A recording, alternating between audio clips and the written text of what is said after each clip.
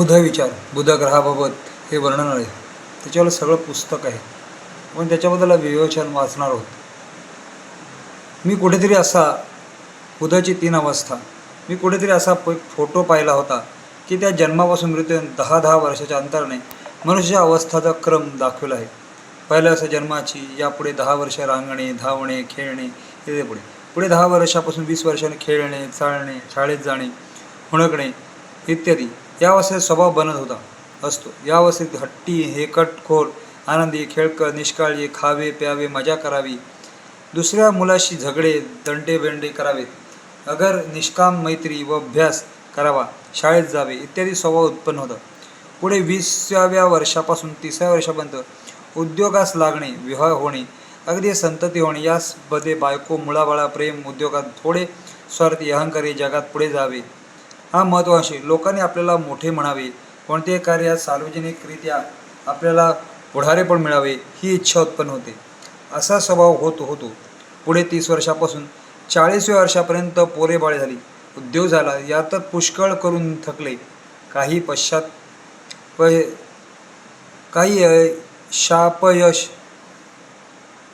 यशापयश मिळाले, कोटक्याच्या झाल्या, नाना तऱ्हेने भानगडी केल्या.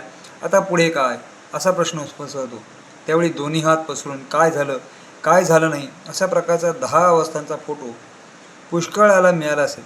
परंतु माझ्या मते मनुष्याची अवस्था 7 जन्म, बाल्या, कुमार, तारुण्य, प्रौढावस्था, वृद्धावस्था, मृत्यू यापैकी जन्म, बाल्या व मृत्यू या 3 अवस्था, जन्म, बाल्य व मृत्यू या 3 अवस्था विचार घेण्याच्या नाहीत. फक्त कुमार, तारुण्य, प्रौढ, वृद्धावस्था या 4 अवस्था विचार करायच्या आहेत. कुमारावस्थेत जन्मावर चालणाऱ्या स्वभावाने दिग्दर्शन होत असते.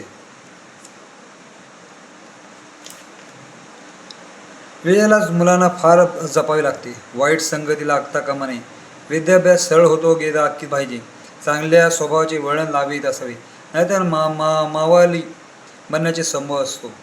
अशा रीतीने स्थाने अभ्यास करून शीला संपादन केल्यानंतर योग्य वेळ त्याला सहचरणी जोडी करून दिली पाहिजे.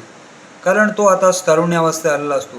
त्यावेळी शारीरिक सौख्याची भूक लागते असते आणि भूक वेळ शमवण्याकरता त्याला विवाह जोडीदार पाहिजे असते. जर जोडीदारपण दिलं नाही तर तो शेजारच्या मुलीबाळींकडे लक्ष देत जातो. तो आडी मार्गाने भूक शमवण्याचा प्रयत्न करतो. ही वाईट वासना निर्माण होते कामा नये. त्याचप्रमाणे याचा अवस्थेत उद्योगधंद्याकडे याला गुंतवून पैसा कसा मिळवावा लागतो हे शिकावं लागते.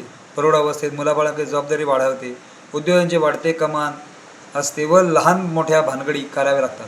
त्यात यशापयश, सुखदुःख यात भागीदार व्हावे लागते. या सर्व परिश्रम फळ वृद्धावस्थेत मुलेही मोठी झालेली असतात.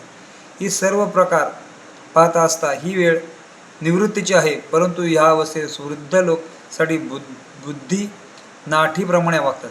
आता क्रम नेण्याचा मुख्य हेतू असा की आमच्या ग्रहमालेचा बुध हा ग्रह बसला मी 4 अवस्था मानलेल्या आहेत. तसे राशीचक्रात 12 राशीच्या 3 राशींच्या विभाजन केले आहेत. कुमारावस्थेत मिथुन, तूल व कुंभ, तारुण्यावस्था मेष, सिंह, धनु, प्रौढावस्था वृषभ, कन्या, मकर, वृद्धावस्थेत कर्कश, वृश्चिक, मीन. कुमारावस्था मिथुन, तूल व कुंभ यात बुध असेल तर मरेपर्यंत शिक्षण घ्यावे, शास्त्राचा अभ्यास करावा अशी मनोवृत्ती असते. तसाच स्वभावाने हड्डूहुड, थोडासा रागीट, बोलका, कामी व शांत बुद्धी असतो. तारुण्यावस्थेत मेष, सिंह, धनु विषयी नेहमी नकला करणे, थोडासा भांदकुदळ, आपल्या मनाप्रमाणे कार्य झाले नाही तर लगेच ललाट बाजू घेणे, उलट बाजू घेणे. परंतु विद्वान, बुद्धिमान, बुद्धीचे तडप, फार दांडगी व पुढे करण्याची सवय.